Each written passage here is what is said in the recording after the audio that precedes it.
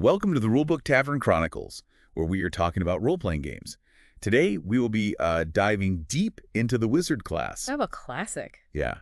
Imagine wanting to play a powerful magic user, someone who can bend the forces of reality to their will. Right. Sounds amazing, Yeah. right? But with all the options out there, it can be tough to know where to start. Well, you've come to the right place. What's fascinating about wizards is they embody that archetype of the studious mage. They're not born with magical powers or, gifted them by a deity or anything like that. Their magic comes from dedicated study and a keen intellect. They are masters of arcane magic, manipulating the very fabric of reality through these intricate spells and rituals. So we're talking about a class that's all about brains over brawn, right? Yeah. They might not be winning any brawls, but they can probably teleport you across the world before you can finish your ale. Exactly. Their power lies in their intelligence. That's their key attribute. It determines how potent their spells are and how many spells they can learn. Okay, that makes sense. But how does it actually work? Do they just have this massive list of spells they can use whenever they want? That's where it gets really interesting. Wizards prepare their spells each day from a vast spell list. Okay. Think of it like choosing your equipment for an adventure. Right. You wouldn't bring a fishing net to a dragon hunt. Heading into a dungeon, pack some blasting spells, Yeah. need to negotiate a treaty. Charm spells are your best bet. That daily spell preparation allows them to be incredibly versatile and adapt to almost any situation. Okay, that's a pretty cool system. So they're versatile, they're powerful. Right. But what about the downsides? Right. What are some of the challenges you might face playing a wizard? Well, for starters, they're not known for their physical toughness. Wizards tend to have low hit points, Right. which means they need to be strategic about positioning themselves in combat. Yeah. You'll want to keep your wizards safely away from the front lines, using their spells to control the battlefield from a distance. Got it. Don't let that squishy wizard get caught in a goblin mosh pit. What else should we be aware of? Their reliance on prepared spells can also be a double-edged sword. They have a limited number of spells they can cast each day, and if they encounter something unexpected, they might not have the right tools for the job. Oh, right. It really emphasizes the importance of strategic spell selection and thinking ahead. So preparation is key. It's not just about picking cool spells, it's about anticipating the challenges ahead. What about armor? Can they wear heavy armor to make up for their low hit points? Unfortunately, no. They have limited armor proficiency, usually sticking to robes or, at most, light armor. This makes them vulnerable to physical attacks, so positioning is absolutely crucial for their survival. So we've established that a clever wizard avoids brawls whenever possible. Now, let's say you're sitting down to create your first wizard.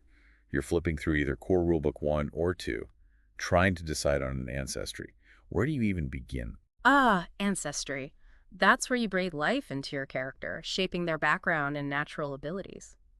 If you're using Core Rulebook 1, gnomes are a fantastic choice for wizards. Oh, okay. Not only do they have a natural affinity for magic, but their small size also makes them harder to hit. What's particularly interesting is their charisma boost. Oh, that's interesting. I wouldn't normally associate gnomes with being charismatic, but I guess it makes sense for a wizard. Does that mean they're better at things like persuasion and deception? Absolutely. That charisma bonus allows them to excel in social encounters, using their charm and wit to their advantage. They might not be as physically imposing as some other ancestries, but they can certainly talk their way into or out of trouble. So a gnome wizard could be a real silver-tongued devil, huh? What about humans? Are they a good fit for wizards too? Humans are always a solid option, especially for beginners. Right. Their versatility shines with a free ability boost, allowing you to further enhance their intelligence or shore up another attribute if you want a more well-rounded character. So, gnomes for the nimble and charismatic spellcaster, humans for the adaptable all-rounder. What are the options if you're using Core Rulebook 2? Core Rulebook 2 brings some really exciting choices to the table. Dragonblood, for example, Oh, okay. offers that inherent resistance to fear, which can be a lifesaver when you're facing down terrifying monsters. Right. And their Breath of the Dragon ability taps into that classic draconic power fantasy. Oh, wow. Imagine your Dragonblood wizard unleashing a torrent of fire or frost. That sounds awesome. But wouldn't that make them a bit predictable in combat? How could you use that ability in a more surprising way? That's where strategic thinking comes in. Instead of just using it as a straightforward attack, you could use it to create a diversion, control the battlefield, or even protect your allies.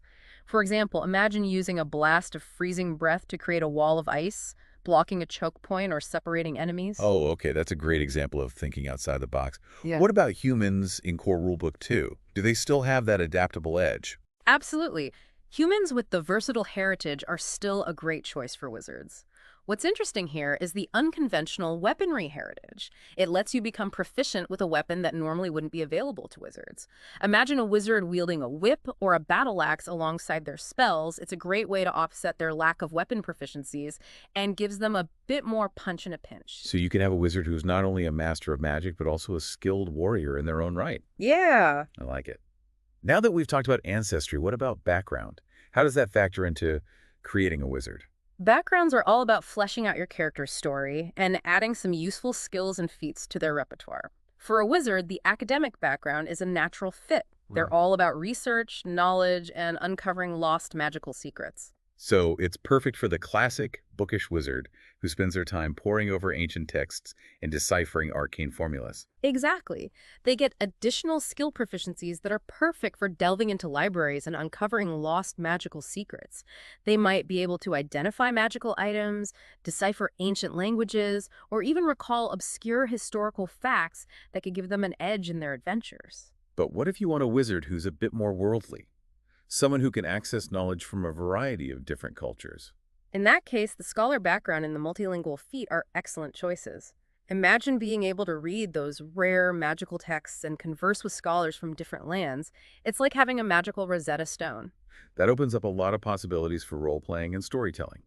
But wouldn't a wizard who's fluent in multiple languages also be more susceptible to magical trickery or deception?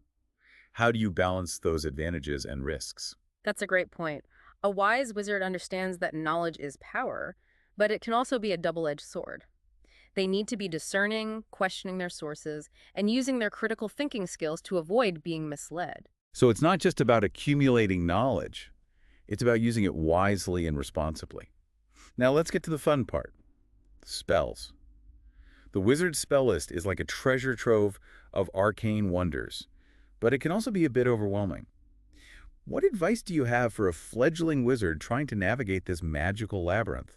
First, don't panic. It's perfectly normal to feel overwhelmed by the sheer number of spells available. Start by taking a look at the wizard spells per day table. This handy table tells you exactly how many spells you can prepare and cast at each level. It helps you understand your limits and prioritize which spells are most important to you. So start with a solid understanding of what you can actually do at each level. What about specific spells? Any recommendations for must-haves? The curriculum cantrips are a great starting point. They offer a pre-selected set of spells that are useful in a variety of situations, from simple utility to offensive and defensive options. It's like having a magical syllabus for Wizarding 101. I love that analogy. Yeah. But with so many spells to choose from, how do you create a well-rounded arsenal that's ready for anything? Think in terms of balance.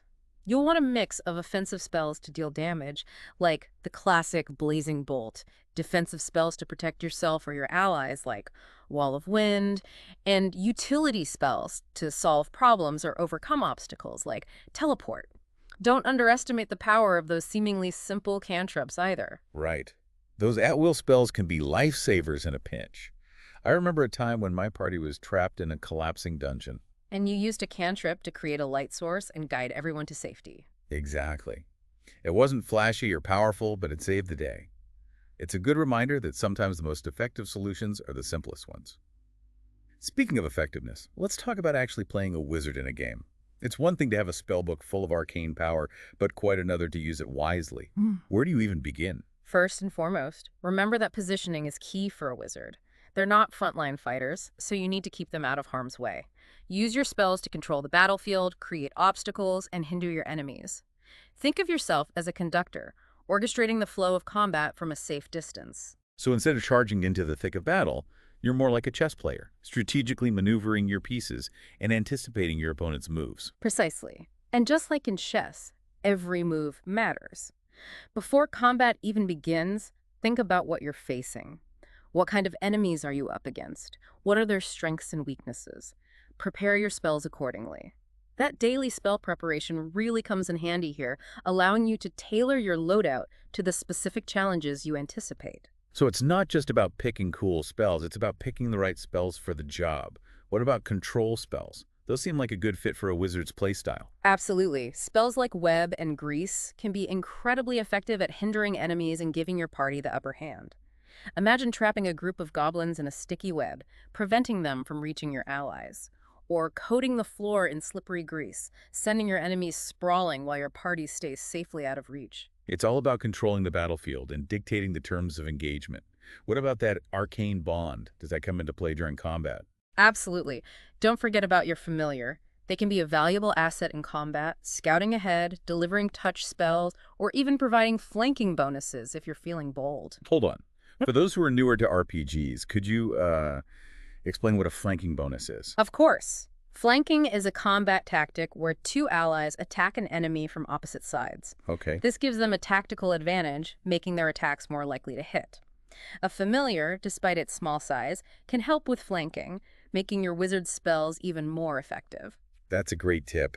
So we've covered a lot of ground here.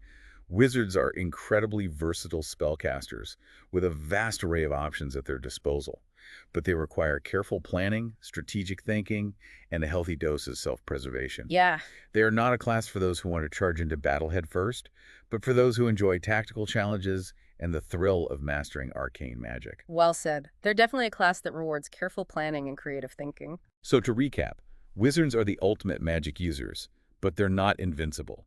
They need to play smart, stay out of trouble, and choose their spells wisely. Exactly. And here's a final thought for you to consider. Don't just focus on the mechanics. Think about your wizard's personality and backstory. Yeah. How do those influence their spell choices? What drives them to seek arcane knowledge?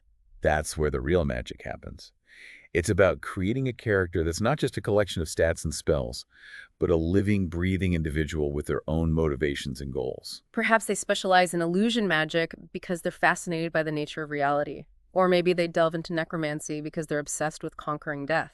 Right. The possibilities are endless. I love that. It's about weaving those narrative threads into the very fabric of your character's abilities. So listeners, we want to hear from you.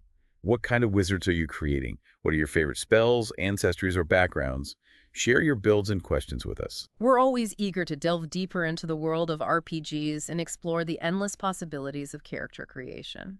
Hope you enjoyed this deep dive with us, and see you soon for other classes. Deep dives.